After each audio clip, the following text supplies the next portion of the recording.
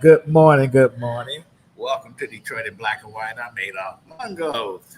Uh, Good morning, Vanessa Moss, attorney and political consultant. Vanessa Moss. Good morning, Adolph. Good morning, Jim. Good morning, Alan, although he's not here today. And good morning to all of our Detroit and Black and White viewers. Well, Alan is at the synagogue.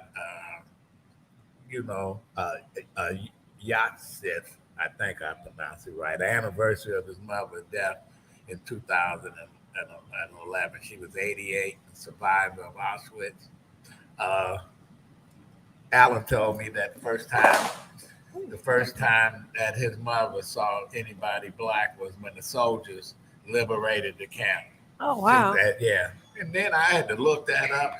They helped liberate several camps. Wow. And I tell you, so we wish Alan well, and he'll be back next week.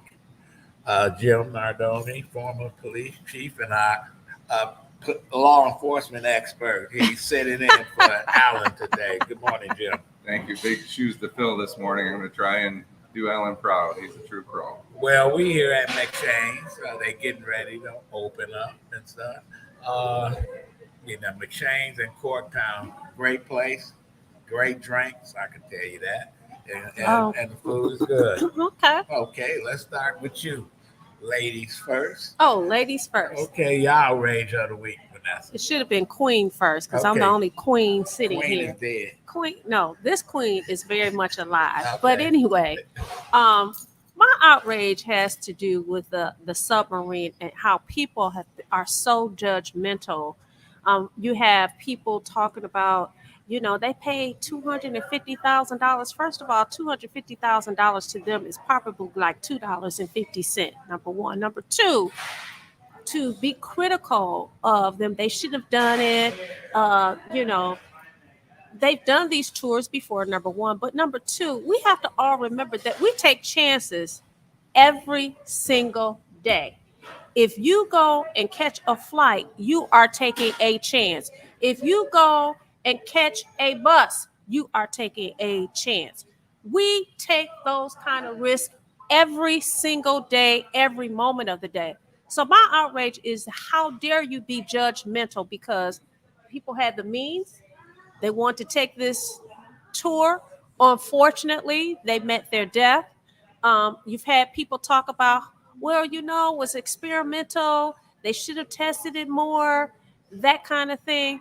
Listen, again, accidents happen every single day. And all of us we go parasailing.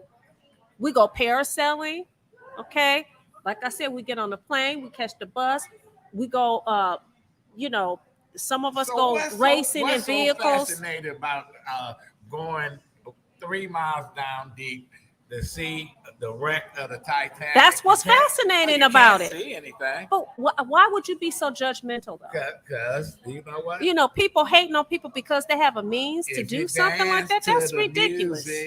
That's outrageous to me. Play what they say. I don't know. You got to pay the piper. I don't know. Well, Jim, you're outraged. My outrage is with the FBI, the way that people are treating the FBI. The FBI is a great organization.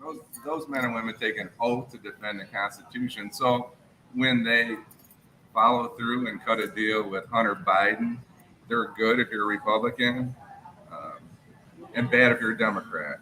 We need to leave the FBI and the federal law enforcement alone. I have to tell you that when I was a police chief, there was nobody better than those federal units. We had a barricaded gunman one time, and I thought about the gentleman from the ATF that lived in Trenton. He said, "What do you need? I'll send you a robot." So he sent us a robot from the ATF to go in the house. Unfortunately, the shooter was already deceased, but those are great. They're great help to everybody. So which FBI are you talking about? Your grandfather FBI, your father FBI, or your FBI? So what's outrageous to me is this the same group of people who not only dogged out Black lives, but jumped on this bandwagon about defunding the police. How dare you support, these politicians, they're talking about defunding the police, but you want to defund the FBI. You want to jump on the FBI because they're doing their job. And then you Now- want to kill the Capitol police and insurrection, and you beat up the police with American and Nazi flags, Confederate flags. Man, I don't blame you for being outraged. That's a good outrage, Jim. Yep. That's a good. My outrage is Oh this Lord. march. Is it? Oh, is it today? The 60th anniversary of the march down Woodward, when Dr. Martin Luther King delivered really the first "I Had a Dream" speech. Great. But what was not so great is that now the NAACP want us to believe, oh, we the one put it together and we're doing the 60th anniversary. Those assholes was against the march in 1963. They tried to get Mayor Jerry Kavanaugh to not let them have it, and it took some radicals, Reverend Clegg, C.L. Franklin, James Del Rio, to push this thing through. The NAACP is full of shit. They try to, now they want to be out front and say, we got to remember. Stop all the BS. We need more than marches to stop the crime, to bring in some jobs. Now, Mike Duggan is putting a statue out on Woodward of King. Oh, he's at a park named after Muhammad Ali. How many shit we gonna keep naming people after? We need some real leadership in this city. Listen, and we don't have it. I want to take the opposite approach. Listen, I don't think there's anything wrong with symbolism.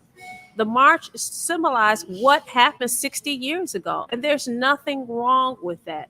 There's nothing wrong with a statue of Dr. King or anything like that. I think the real issue is, I think the real issue is, I hear people make this criticism about these organizations that don't do anything. I think the real issue is they're not out front letting people know exactly what it is that they're doing. I'm not going to sit here and say that they're not doing anything. I'm sure that they are. What they're doing, I don't know, because you don't know. they have not. No, I know. Because they ain't doing shit.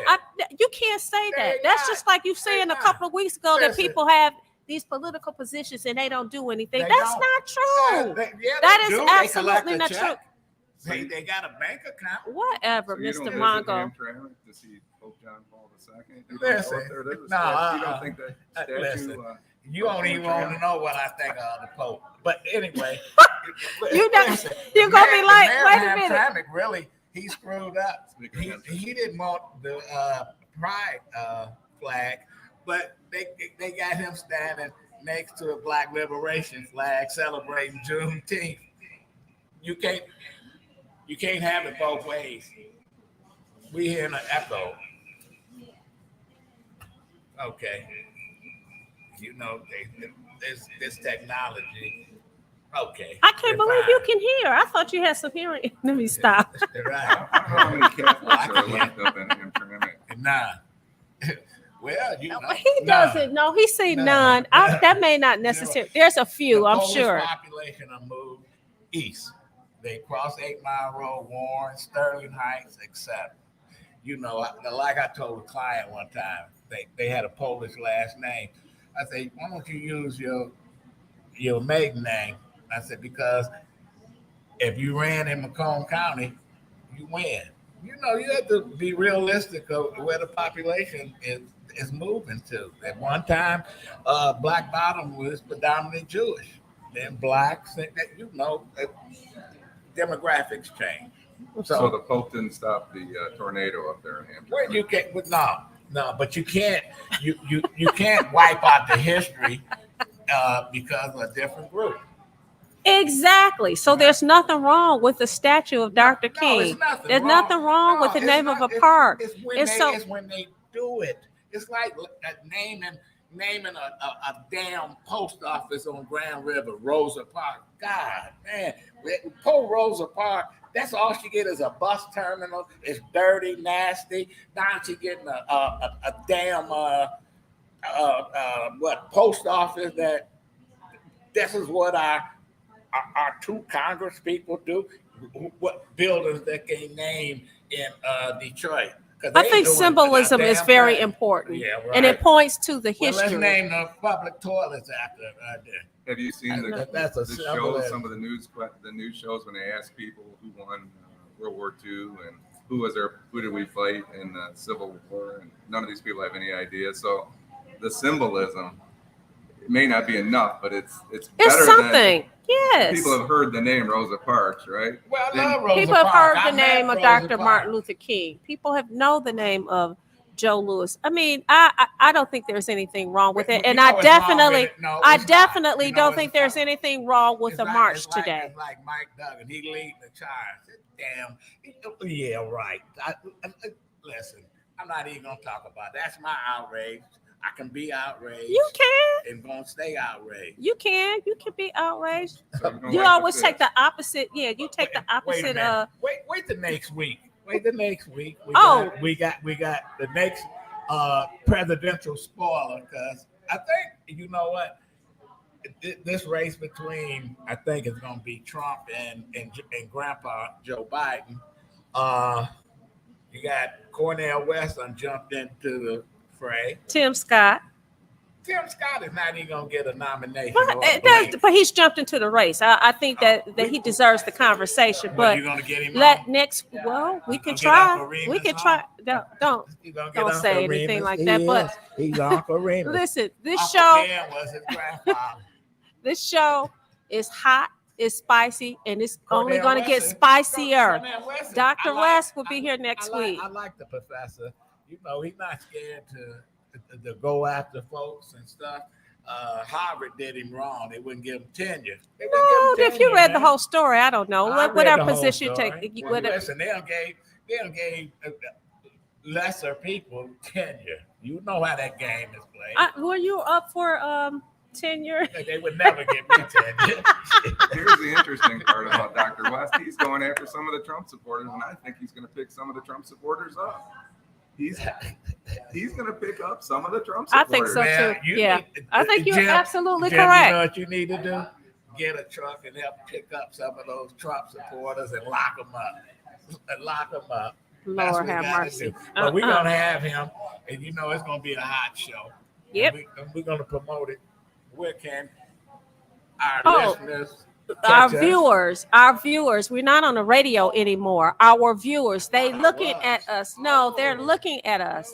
Oh, How do you think you're on the radio and you drop so many F-bombs and use so much profanity? You know we're not on the radio. But at any rate, if you're watching this show, we want you to like, subscribe, and share. And next week, we will be promoting the show online. We also have a phone number. I forgot the phone number, but we want people to call in and to come in. We have a live audience. We want people to be able to come in. If you want to come in and share your outrage and, you know, we like heckle this guy right here, you know, boo this guy like they did Governor Christie the other day when he went and spoke to a faith group that were full of Trumps. If y'all want to come and boo this guy, you guys can. Okay, Henry, we're gonna play our commercial. I'm Wayne County Treasurer Eric Sabree. There are payment plans available to help save your property. Visit our website at treasurer.waynecounty.com or email us at taxinfo@waynecounty.com for further information. We're here to help. I'm Wayne County Treasurer Eric Sabree. There are payment plans. Okay. Well, Jim, what's going on downriver? Well, this is the weekend of the Trenton Street Fair, so there's a lot of activity down there. I was on 4th Street last night, and they're having a car, I guess, what do they call that? An event where all the classic cars drive up and down 4th Street. What is like the Woodward Cruise. Dream Cruise? There were a lot of people out there last night, 7, 8 o'clock at night. I guess it goes all weekend.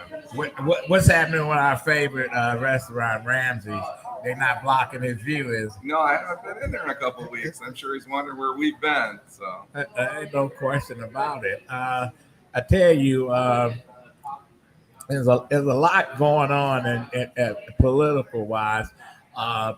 Obama, it's about time he got involved in the he got involved in the what is it? The Democratic primary.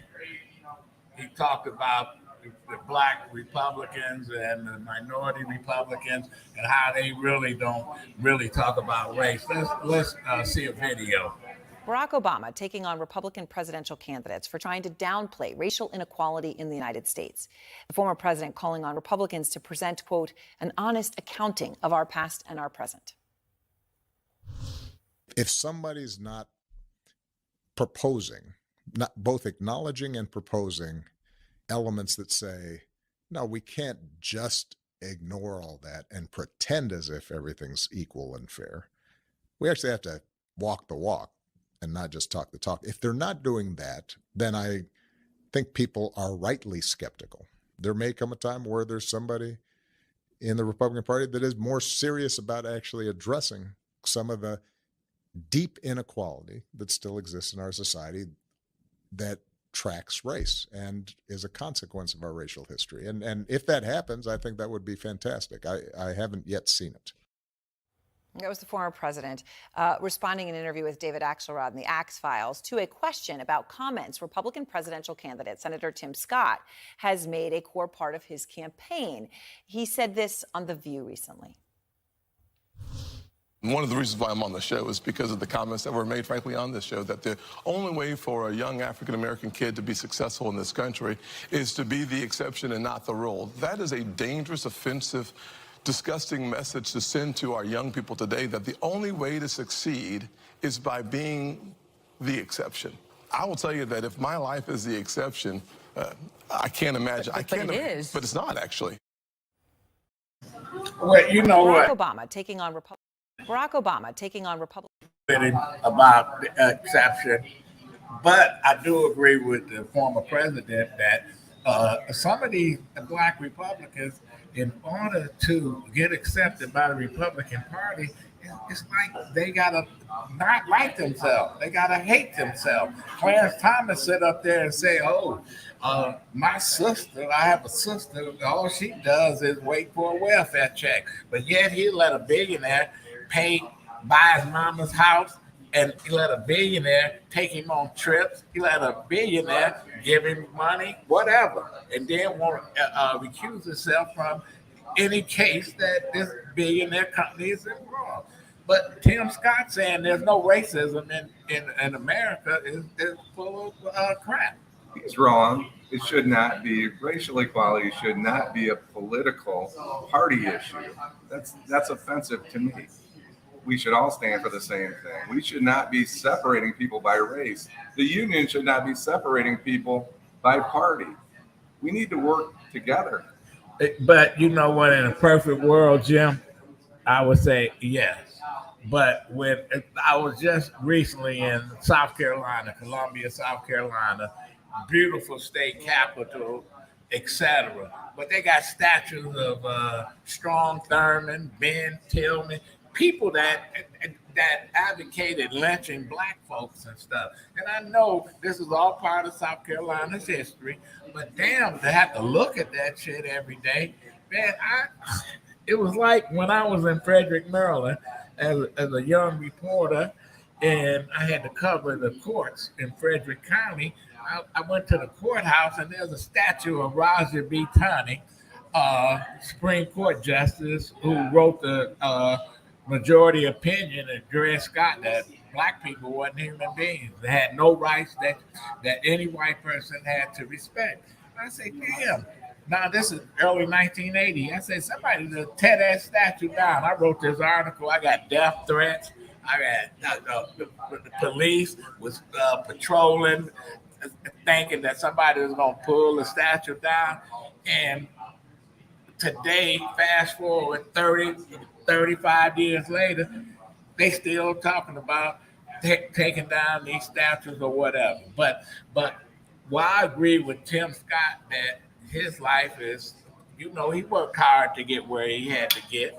But to say America is no racism, no institutional racism, He's full of it, It's and I agree inaccurate, with for sure. and I agree with Obama. And then I disagreed when the ex-president, when he became president, that he didn't address some of this stuff. Yeah. So it's a double-edged sword. He also spoke on intolerance this week and said that his party, the Democratic Party, are not as tolerant as they were when he was in office. And I think there's that on both sides. I think the Republicans are less tolerant. We have to listen to other people's opinions. Nobody cares what anybody else thinks. We hate people that disagree with us. How did this country turn into that? It's always been that way. Yeah. It's always been that way. It's not, this country didn't turn into that. That's what this country is. And if you don't, if you don't agree with me, if you don't, well, then you know what? I don't want to hear what you have to say or anything like that. I personally, when you talk about tolerate, that means we're just putting up with it. To me, that's just acting. It's Not a just a good show. word. It's So not a good word. it's not. It takes I effort think to tolerate. exactly. I think that, and so for the person who said it, I'm like, you couldn't have used a better word. But if that's how you want people to play, you want people to play charades, you want people to act. I want to know who you are, what you are, where you are, so I can deal with it. I can confront it. We can agree to disagree, right? We can agree that I don't like you, but that's okay. It's okay because this is America. We're supposed to be in the land of the free. So I could dislike you. I could say what I want to say, and I don't have to tolerate you. Period. Well, why do we? And that's okay. Why do we continue to put people in different categories? And my question to you, Vanessa, do you think it's worse today, or do you think it's the same? I think you're saying it's the same as it's always been. As far as I'm concerned, it's the same as it's always been. I mean, I think they just move. I think we just move the marbles a bit, but I think it's the same that it's always been. I mean, the same issues that they talked about 60 years ago at the march are the same issues that they're talking about today. Inequality, unemployment, racism, poor, no health care. It's the same thing. The same thing. Did you know that that march on Washington in 1963 wasn't the first proposed march? They was going to march on Washington in 1941 if the government didn't desegregate those federal jobs. Now everybody was getting hired, but black workers. And A. Philip Randolph, who went from being a radical and become a conservative old man, threatened to march on Washington, bring 100,000 black people to D.C. And the government, Franklin Roosevelt, said, "Okay, I signed this order. Black people can work in the plants and get some federal jobs, etc." So, there's a time when to march, there's a time to threaten to march, but it's been the same barriers that we've been facing since day one, since we came into this country. We've been put in a caste system. That's why Nikki Haley, she understands it because her background, that's where she comes from. And when she says, "Oh, there's no racism. My parents had to work hard and hard," I say, how many people they stepped on in India to get over here? You have the resources. It's a little different situation. Mm-hmm. Yes. Yeah. I hate to hear when people say, "Oh, I came to this country with a quarter in my pocket." That's bullshit. People come here, and that's good. You got a skill. You know what? They need we need those skills. We need engineers. We need doctors, nurses. We got a nursing shortage. Are you talking about Sri Tanadar? He came over with a Snickers bar and $12. Oh, Lord, right. have mercy. That's right. Is that who you're referring to? Well, we want to put him in there if we can, but people don't want to talk about that. Well, the Democrats won't talk about race. The Republicans got an agenda, ban the books, revisionist history.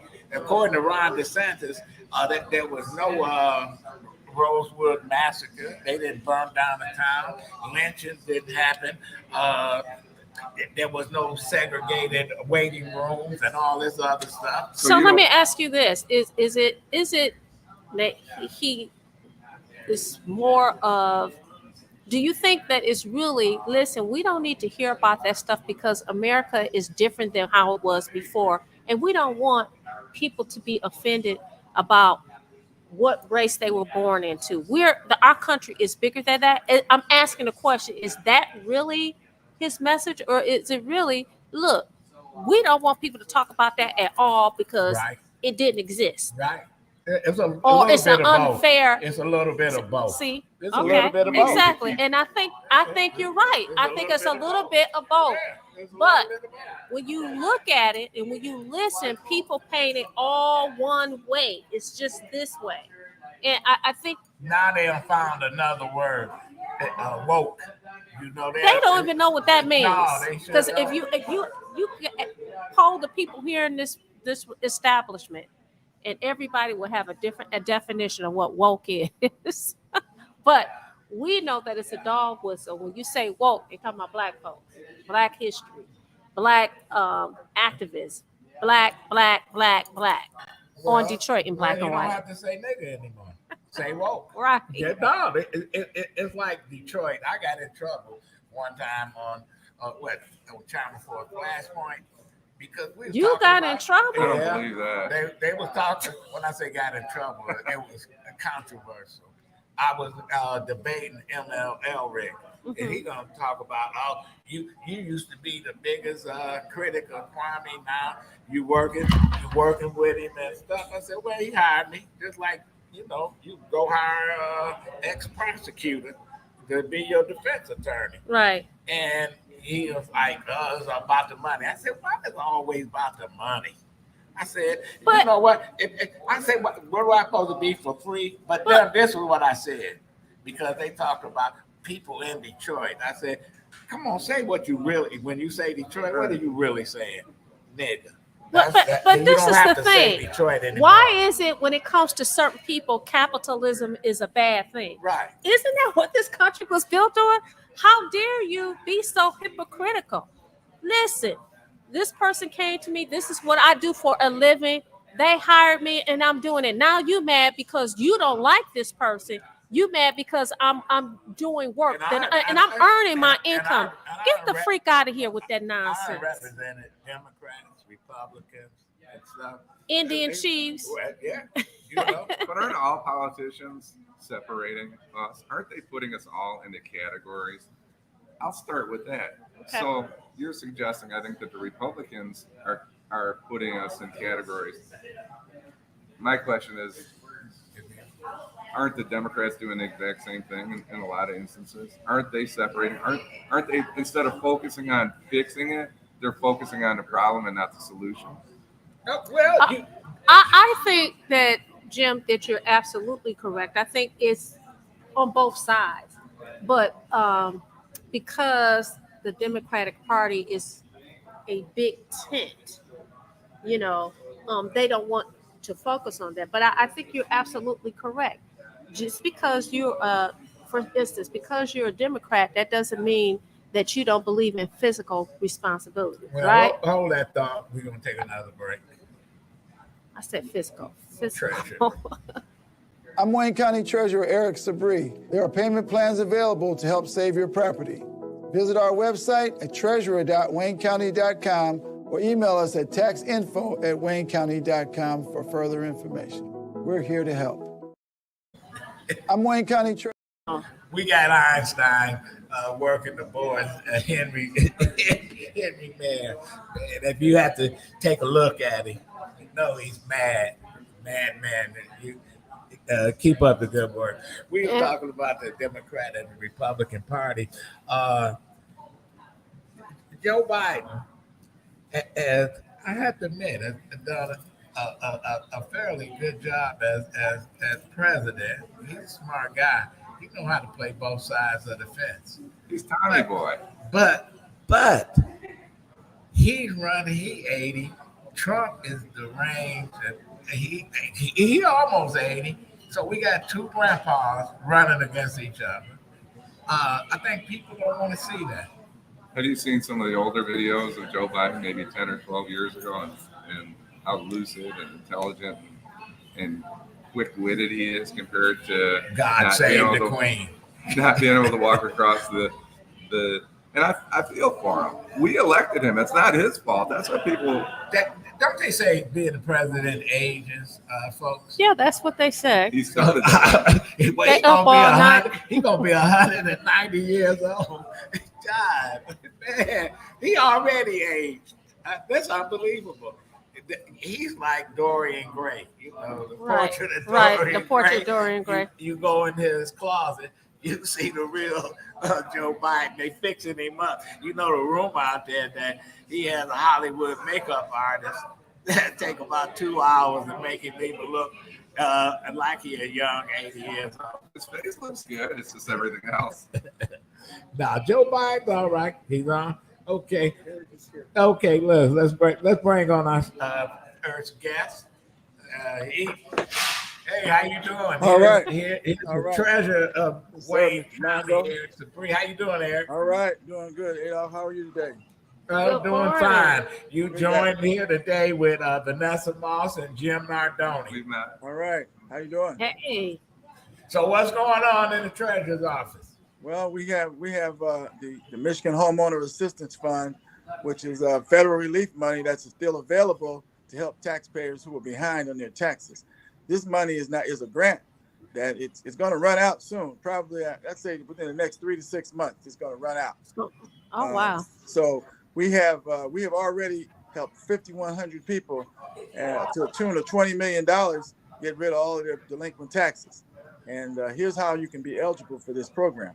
If you live in the house and you own the house, you're an owner occupant, you have had some type of difficulty or hardship because of COVID, and you don't have to have contracted COVID yourself, but you could have had an increase in your income, an increase in expenses, maybe taking care of a sick relative, whatever hardship you've had since 2020, January 2020. You have to make within 150% of the area median income, which in Wayne County is about $92,000 a year for a family of two. So a lot of people are eligible for this. We went to court this year to ask Judge Fassard, Third Circuit Chief Judge, to allow any owner occupant of residential property to have another year extension so they would not get foreclosed in order to give them time to apply for these funds. So she granted that.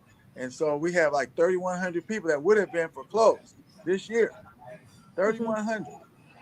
But because of the money that's available, and the court said, well, we'll give them time. And I said, let's give them time to apply, because if they're eligible, then they won't get foreclosed. So that's what we're doing. But the people have to apply for it. They have to take advantage of it, because if they don't, next year, if they don't have the money, they're going to lose their property. And that's why we're really pushing it really hard.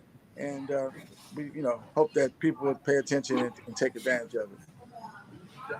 Well, go ahead. So Eric, Yes. as the Wayne County Treasurer, I applaud you for all that your office is doing in trying to keep people in their homes. Yes, thank you. My question is, with all the efforts that you've put forth at the treasurer's office, how has the response been? In other words, is the word really getting out? I know we have we have your commercial every week on this show, but how is the word getting out? Because, when we go out in the community and talk to people, people are like, oh, I've never heard of that before. What are you talking about? Well, here's what we did in some of the high the zip codes that have a high foreclosure rates, and as well as some of the other cities in Wayne County, such as Ecorse, Highland Park, Inkster, and I think we did River Rouge too. We have these community meetings, and we get the city involved, so that we have the Wayne Metro come out, help the people apply right on the spot. That worked pretty well for us this year. Here's the interesting thing about the message getting out, which I don't really believe that the message is not getting out, because here's what happens. As soon as the deadline passes and people lose their property, they call you every day. Right. So how do they know that they lost it all of a sudden when you didn't know anything for the last 3 years? We've been contacting them 3 times a year, at least by mail, 3 times a year on about their delinquency. And we have all the advertising going on, TV, radio, billboards. So I don't know how they didn't know they didn't contact us all this time, and all of a sudden when they lose the property, they're calling us every day. I want to get my property back. I want to get my property back. So I don't really think it's a fact that the word is not getting out. I think either people just don't have the money, or they're just procrastinating. But there's always some that don't know, and I agree that you can't say we're 100% of doing everything. So there's some people that actually don't know. But we put flyers in the barbershop, beauty shops, gas stations, grocery stores. We go all over the community, anywhere people go. So we say everybody's gonna go get some gas. Everybody's gonna go to the grocery store. Everybody's gonna go get their hair done and get their hair cut. So we try to get to the places where the people go to church, all of those things. And we're gonna miss some people, but I think the people know more than you think, because as soon as they lose their property, they're calling us every single day. Right. And that's a fact. Well, people when they don't have the money and stuff, or some people just think that it's just gonna go away. When you get a bill in the mail, you don't open it, but you still gotta pay it. Yeah, it's just it's a combination of things. Some people are sick. Some people can't deal with it because they have other issues, going on. All of that is factors into this too, and so Eric, if this money is not used in the next, you said, is it the next year or the next 6 months? I just estimate between 3 and 6 months. I don't know. Whenever they run out, when they get close to running out, the state administrator who's administering the program, they're going to just shut down the applications once they see that the money's getting close to the end. Then they want to make sure that everybody that's applied will get taken care of. So when it gets close, they're gonna start shutting the applications down. Yeah. So is the application process cumbersome? No, it's pretty simple. But you know what? We have you can dial 211 and get assistance, or you can call Wayne Metro at 313-388-9799. That's 388-9799. They'll walk you right through the application, help you. We want you to repeat it again because we're going to put it on the screen, Eric. Okay. Repeat it again and it's talk slowly. All right. All right. First, just 211 is one you can dial. 211. That's the state number. You can call us 211 and say, I want to apply for MIHAF. It's the Michigan Homeowner Assistance Fund. It's abbreviated MIHAF. MIHAF. And also, you can dial the number to Wayne Metro, who's assisting with the application process, and that's 313-388-9799. And they've been very helpful. They actually come out to a lot of the community meetings with us and help people apply. I'll give you an example why it's important to get assistance sometimes in applying. Was a senior in Highland Park, and we went to the meeting. She came to us. She said, I'm 85 years old. She was crying. She said, I'm losing my property. So, well, how would you lose your property? You should be eligible for MIHAF. I applied for MIHAF, and they denied me. I said, well, why? Why did they deny you? Well, they asked me if I had COVID, and I told them no, I never had COVID. Well, see, what she misunderstood, the question was, did you have a difficulty related to COVID? So she said, no, I didn't have. She thought they said, did you have COVID? So when she said no, they automatically said, oh, you don't qualify. So it's a lot of times people have to get help on the application process because they misunderstand the question, and the questioner may not even go a little further than they to find out what's going on. So that's why it's important for people to get help sometimes in these applications. Right. They don't understand the question, or they miscommunicate. Right. Yeah. Right. Jim, you got. Well, I appreciate all the work you're doing downriver. As a Trenton guy, River Rouge and Ecorse, they're almost like a different area. It's not like, a lot of those people are familiar with the county process, and I appreciate that. Yeah. I'm in touch a lot with Jim Wagner, your former city manager, and we stay in touch. And Trenton doesn't have a real problem. Actually, Wayne County as a whole doesn't have a foreclosure issue.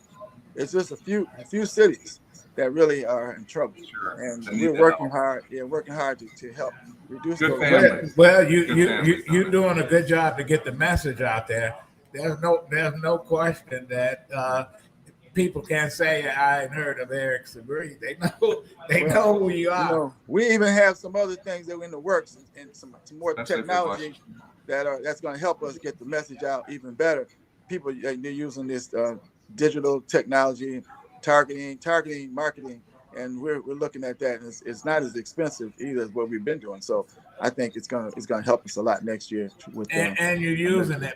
When do you next community meeting, whether it's by Zoom or in person? We have the next Ask the Treasurers in August, the third Wednesday of August. I don't have the date with me, but it's the third Wednesday of August at 6:00. We didn't have any in June and July, but for the summertime, we just we took a break from the Ask the Treasurer. But August we starting back up. We do that every month.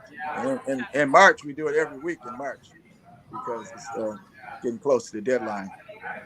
But, I thought I saw you the other day on TV at the dedication of the Muhammad Ali Park. Was that? Oh you? yeah, I was there. Yeah, you had on a different hat. What do you think of that park? Well, I'll tell you, it's a big difference. What it was abandoned. It was a city park at one time. It was a Mark Twain Belton Park.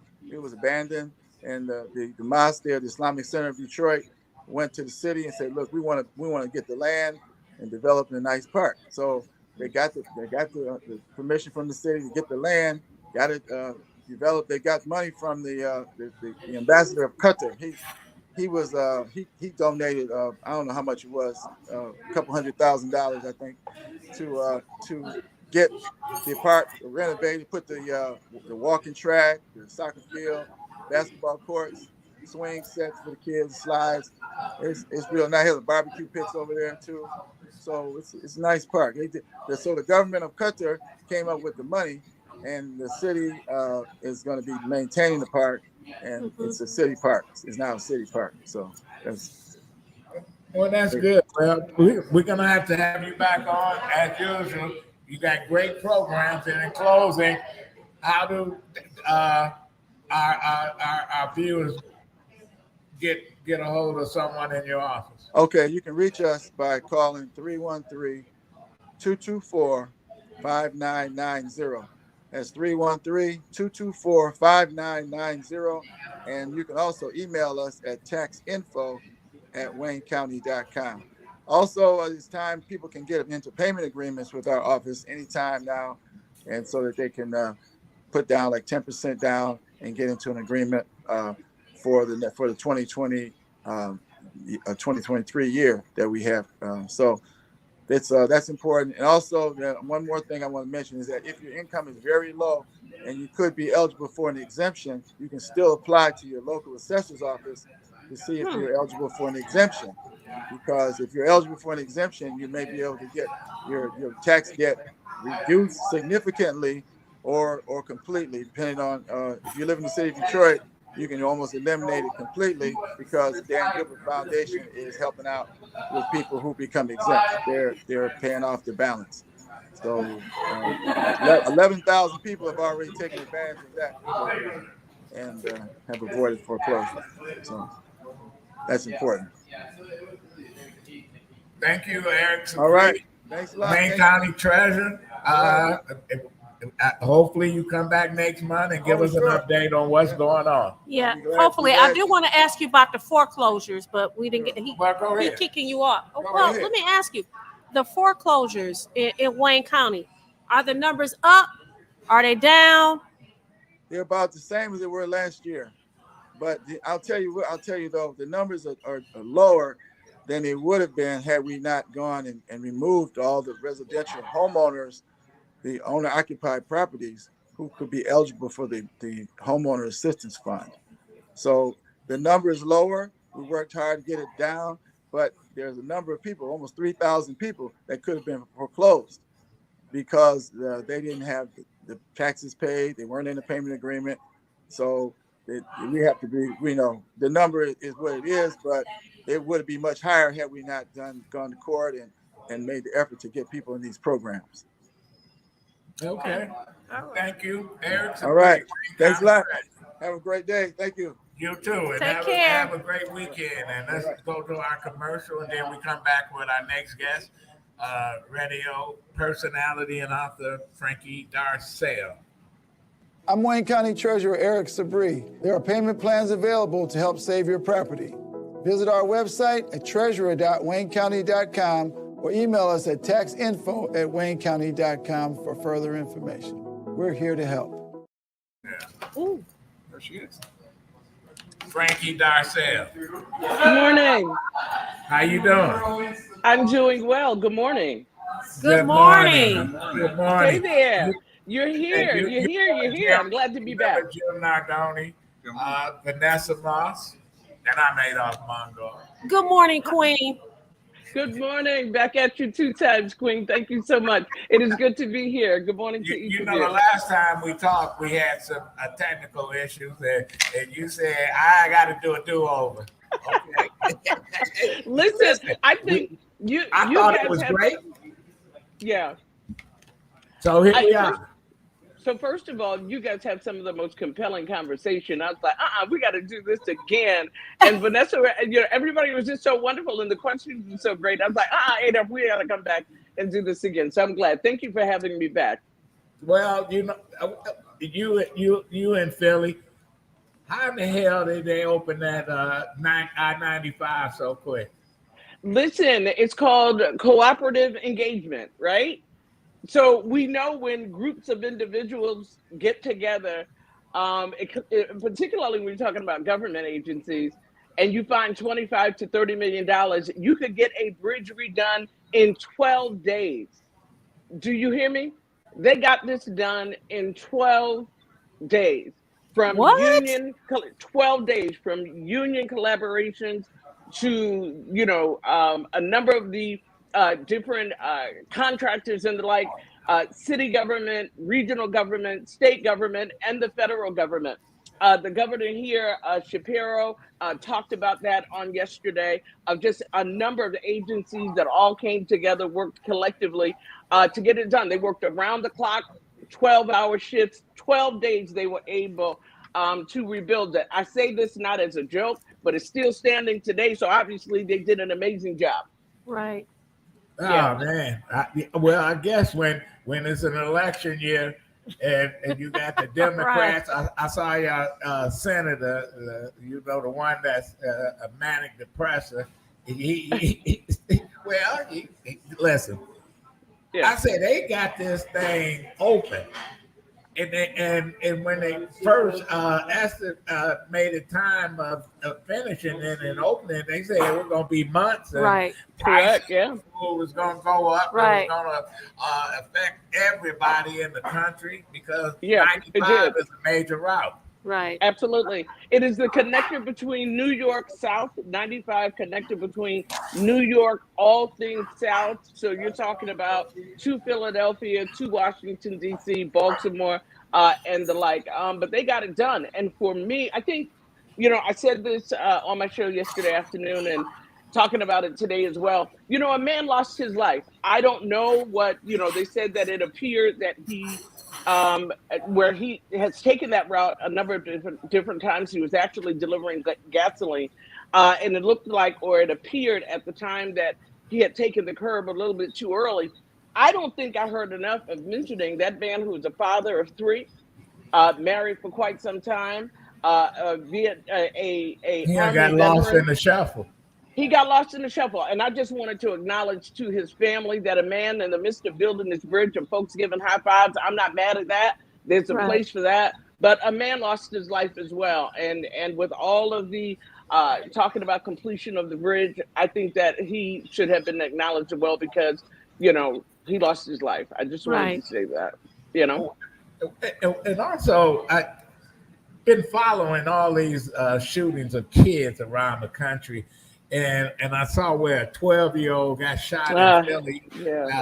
A 6-year-old shot his mother in the back. A 2-year-old, a pregnant mother, killed her. How are they dealing with it in Philly? I know people still talking about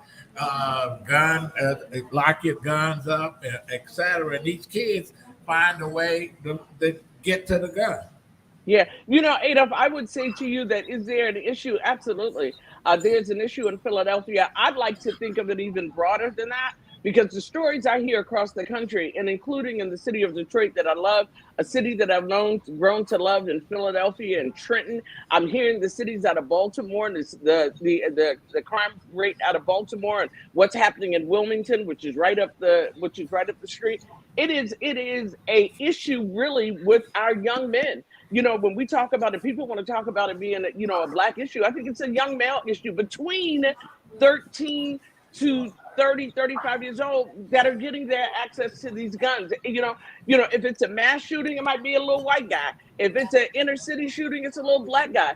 The rate that these young men are dealing with, I think, trauma, tragedy is an epidemic. And there are people here in the city of Philadelphia that is saying that at this point, it needs to be a health concern. It needs to be one of those issues relative to mental health as a mental health emergency. It's crazy. It sure has. And it seemed like the Juneteenth celebrations, it was like a conspiracy. 10 shot here, 10 shot there, 8 shot here. It's like, damn, they can't even celebrate. And somebody got to shoot up the celebration. Right. Yeah, and you know me, Adolph. You and I have been in this game for a very, very, very long time, and it's disappointing to hear that. And we've heard, and I'm not going to minimize the fact that you would think communities, the second year that the federal government had said that Juneteenth is a national celebration, that people would behave better. Right. You would hope that people would behave better, and that this would be the day that you gave some semblance to the history and the struggle of African Americans in this country. Of course, that didn't happen. There were hundreds of thousands of Juneteenth celebrations around the country where people got along peacefully and did extremely well. And then you had 3 or 4 incidents that did occur. So it's like 1% of them. Of course, that's what we're going to talk about. But I like to also acknowledge, as we talk about the 3 incidents around the country that happened, the hundreds of thousands of incidents, events that occurred where nothing happened. Right. Jim, how do we keep guns out of celebrations and stuff? Can't. You said there's a celebration down in Trenton now. How do you stop people from bringing a gun on the premises? I don't think you can. Right. I just think it's impossible to stop it. I think there's 400 million guns in this country. And we just need to be more aware. We just need to work together to prevent violence. We need to work with people instead of, there is no way we're going to stop the guns at this point. So we need to work with people to become better people, I guess, for lack of a better term. So let me say this. I'm just going to throw this out here. When you say that, we need to do better, we need to stem the violence, this country was founded on violence. Our people, our forefathers were brought to this country under violence. The trauma of violence goes from one generation to the next. I don't know if that's the answer. If trying to have gun control, if that's the answer, I don't know if that's the answer. It's like domestic violence. It's bred in families, right? Absolutely. And it's bred in this country. That's the reality. So when you talk about what happened on Juneteenth and all these shootings, as far as Juneteenth is concerned, for people, it was just another day. And that's unfortunate. What do you tell your young viewers, listeners? Yeah. The needle has moved in terms of what people believe is right and wrong. Vanessa, you're an attorney by trade. There is a right and there is a wrong. I think the way that we're able to communicate with each other vis-a-vis social media, which most people spend more time on each day than with any other medium, there are no boundaries. So people can say what they want to say, they can do what they want to do, and they've taken that and brought it into our reality. I would agree with Jim. This is a character and integrity issue. You can't govern the way you should. Our laws govern to how people behave. but laws don't govern you in how to behave, right? So, getting ready to buy a condo, they want to know everything about me. I've got to give them this, and this. You don't need anybody's permission to be a parent and raise a child. You can have as many as you like. So when we talk about character and integrity, the right to life in every possible way, people just don't put the value of life, and our younger people, the value of life, is just not as important as it was once upon a time. We hear about the shootings and the crime, a kid was killed, but then by the fifth or sixth kid, you're like, oh, okay, another kid was shot and killed. That's terrible, but we move on. This is a character issue. This is a at-home issue. This is a parent issue. When you're talking about 13-year-olds and 11-year-olds out here carjacking people, that's crazy. And if we can get people together to build, if we can get governments together to build a bridge in 12 days or repair a bridge in 12 days, can we get the same people in the room to figure out how we can purge communities of some of the illegal guns? Yeah. Anyway, to go to different subjects, since I got you on here, what's the deal with your girl Anita Baker? Lord. She got a thing against Baker-Babyface. Wait a minute. They need to take her off Twitter, okay? Listen, she needs to get off Black Twitter. They already took Dionne Warwick off Black Twitter. She needs to go sit down somewhere. Although I am going to see, I can't call her auntie because she's not old enough to be my auntie, although everybody calls her auntie. I'm going to see her, but Lord have mercy. So you'll be there at Pine Knob. You'll be there at Pine Knob, right? So let's talk about the important stuff, Anita Baker and Babyface. I would only say to you, whether you are a recording artist, an athlete, a politician, social media, again, has allowed people to have access to information they once upon a time didn't have access to. I would only say to people that because you like their song, because you like the fact the way that they play, the way that they may even govern in some cases, what they do may not be necessarily who they are. Right. And so people are getting a peek into people's behavior. What would I say? Anita Baker has always been very outspoken in her opinions. I would only say to you, when you get the rights to your masters, which she has, and she's at a certain age where she doesn't have to make excuses to anybody. If you get to a certain age in life, right, where, when you were younger, you used to navigate around some of the bedazzled things that people would say. Bull your way through. Listen, you start to tell people exactly what you think. And, social media, it's good when it's good, but when people come after you like the way they came after her. So let's go back for a second. When Babyface posted, because they were playing the Prudential Center right up the street in New Jersey, he said, look, I'm not going to perform. Right.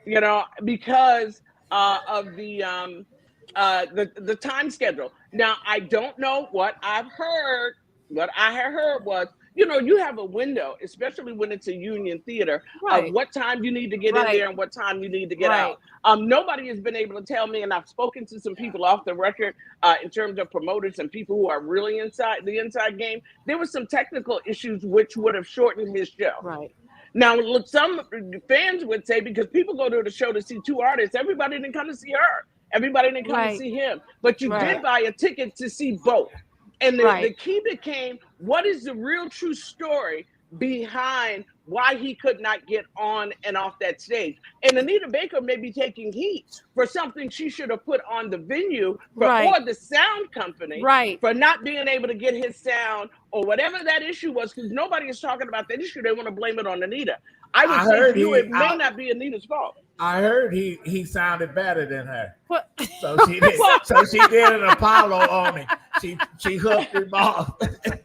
Well, Babyface has a catalog not only of his own records, but the songs he's written for so many other people. Yes, for everybody. Yes. And people, and I'm gonna tell you, he has really stepped up his game in the last couple of years, because he's, one of the kindest, softest spoken people you ever want to talk to or meet. And over the last, probably even pre-COVID, when he decided to come out as a solo artist, his show is fire. He's engaging. He's excited. He agreed to go with her then. Well, why not? I mean, I think at this point, especially for I would say mature artists like a Babyface and Anita Baker, there aren't as many venues as they used to be, particularly for the kind of ticket price that they're Right. charging to see either one of them. So the two of them on the same show, I thought was a great marriage. Because I think so too. He can and has headlined his own tour. He knows that he has a catalog that's bad enough. He can go on the stage with anybody. And just recently, he was on stage with Charlie Wilson, and I wish I could have been there for that So show. how I know did that Miss was Cleo electric. get involved?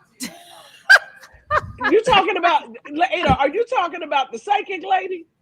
I'm talking about Dionne Warwick. She was Right. involved in this. I just brought up this. I've been saving a question. I have a question. Go ahead. Can I ask Go a ahead. question? Yeah, right. Yeah. So And then I have. I know you have a million things to do in your life, but I've been thinking about something you said. It stuck in my mind for a minute. You made a comment, which I thought was great. You said off Woodward when you were talking about theater. So we know that Detroit has had, the Fisher, and we've had Hamilton, and we've had Jesus Christ Superstar at the Fox, and we've had a few other things. But you sounded to me like you might have had a vision for theater in Detroit, and maybe I'm wrong, but No, I think, first of all, Detroit, and I don't know what the numbers are, I know what it was pre-COVID, has one of the most robust ticket sales of entertainment of any city in America. So Detroit is a stop, even though the population has changed for the Detroit proper. In the entertainment industry, Detroit is a must stop. But what my reference was as well is the opportunity for not just your off-Broadway productions, but some great work of some individuals like mine who are trying to really engage that community and play some theaters without feeling like they've got to take a mortgage out on their home. Detroit is a wonderful place to be able to explore the arts and theater. And I'm just saying that there needs to be more opportunities and some great writers and directors that I know that are still living there in the city of Detroit that are just struggling to really take their productions to the next level. So to that, my reference in my head was, I'm excited to be able to come back to Detroit in 2024 and bring my production. I'm that close to be able to almost, locking down a national tour. And I'm excited about that. And Detroit is my, you said what, Adolph? I say we're looking forward to it. So with your production, are you going to have people from Detroit in your production? Is your focus on people that live here to star in your production? Well, let me just say to you, Miss Vanessa, my queen, I actually fly in 3 actors who are from Detroit for my production in Philadelphia. And I've done that 2 or 3 times. So I've done the production I'm doing now, which is Conversations for Sistas Only. 2 of the actors who have done it before are from Detroit, and they were in my productions before I moved to Philadelphia, and just brought on another gentleman who is from Detroit, who's going to be here November 17th and 18th in Philadelphia to perform the show. So there are 9 characters, 7 of them from Philly. When we played Detroit in September, at where were we? We're at the theater in Detroit. And several of them had never been to Detroit. Several of them had never even been out of Philadelphia. Love Detroit. We did the whole Motown tour, the African American Museum. I took them to get some Coney so they understood what a Coney was. So my productions, Vanessa, have included Detroit actors. And my business manager is from Detroit, so she flies back and forth from Detroit every time I do a production. But I will tell you, to go on a national tour, I have to have 2 or 3 big national names. And I'm in conversation right now with those people. And honey, let me just tell you, Adolph, Tim, I'm just saying, they are definitely eye candy and gorgeous, and they are excited to be in the production. I've worked with them before and some other things, and I'm excited to have them in the show. But absolutely in Detroit, those 2 Detroit actors will be in the show. Okay. All right. Well, you know what? We're going to have you back on, Frankie Darcell.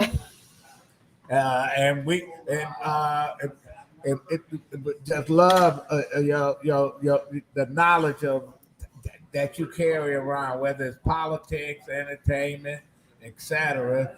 You have been there. you've been there for all the most important interviews and stuff, and you still breaking those glass ceilings. Yeah. We're gonna have to check out your play. Yeah, absolutely. Yeah, and we have to sit. We have to sit in the pit. We have to sit in the pit. Yes, absolutely. I wouldn't have go to all, Philly. yeah, all three of you. But, I'd absolutely we're would gonna love get to back have to you. you. We're gonna have you on again. I appreciate it. Thank you. Yeah. And Frankie, I have to tell you, I had people call me after you were on the show a few weeks back, and it was like, I love that Frankie Darcell was on the show. When is she coming back? We can't wait for her to come back. So, people love you here in the city of Detroit. Thank you. And let me say this before I go, and I know you guys are on a time crunch. I said to my daughter, and I think I said this before, when I said, look, we're going to go home for, the holiday. And she said, well, Detroit is my home. She still has a scholarship. Adolph, you've donated to the scholarship. She's in her 7th year. God rest my mother's soul. She did it in the name of my mom, which is Rose's Angel. And she has a private 313 tattoo. She's born and raised in the city of Detroit. I lived there for 23 years. So Detroit is my home. And I still have a number of business opportunities there. So I'm there every other week, and there's a number of relationships I have. So, moving forward, Detroit is always like my second home, more than where I was born and raised. So, to everybody in Detroit, thank you for just, taking Rosa and Herman's daughter and making me your own. People say, did you go to Cat Tech? No, I did not. So I know that Detroit, I just like to just say thank you for the 23 wonderful years that I had in the city of Detroit. My daughter born and raised there, and so it will always be our home. Well, you still a talk of the town. Right. Even though you're not around. Frankie Darcell, author, thank you guys, and radio personality, talk show host, and political consultant. Frankie, make sure you watch next week, because I'm watching. Make all sure the you time. watch I love next y'all week. show. Yes. Yep. We're gonna have Cornell West. Yeah. What? Oh, Yes. I love it. I love it. I will absolutely watch. Just Well, be anyway. fair and equitable. All right. Thank you, guys Frankie so much. Have a Darcell. wonderful, wonderful, wonderful, wonderful Saturday on purpose. You guys be well. Okay. Thank you. Do the same. Thank you. Well, this is we went over a little bit. Man, you had me cracking up. You call her Cleo. I just said they kicked her off of Black Twitter. Well, But she smoking her weed and just well, doing whatever. Anyway, your final thought. My final thoughts, I always like to leave on a positive note.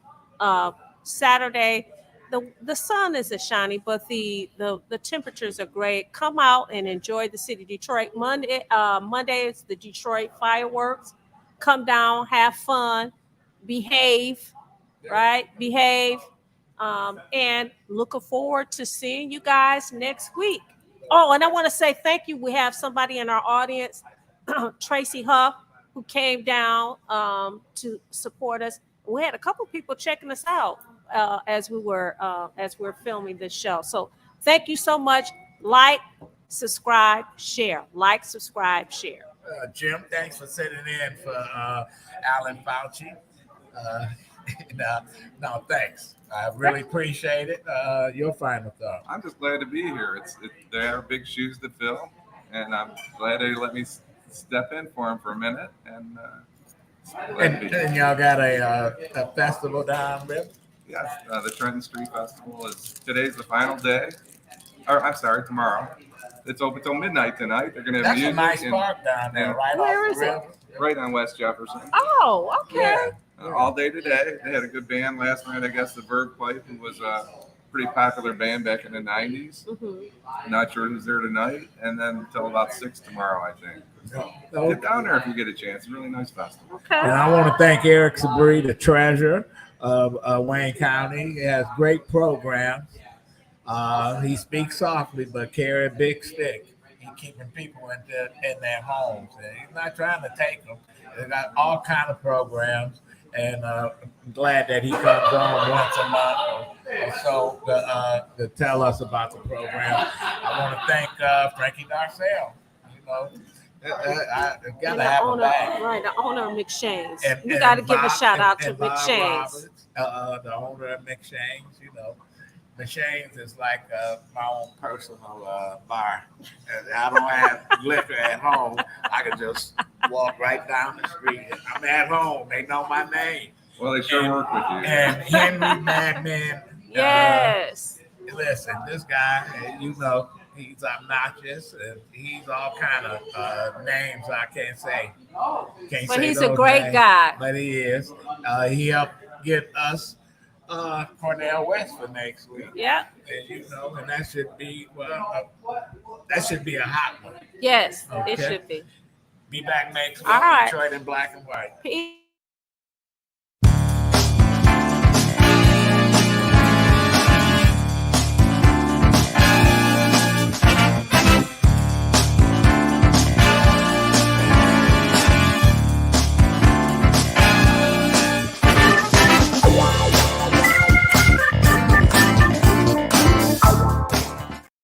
Yeah, I wasn't worried about it. Yeah. Oh, we off, right? Yeah. It says live.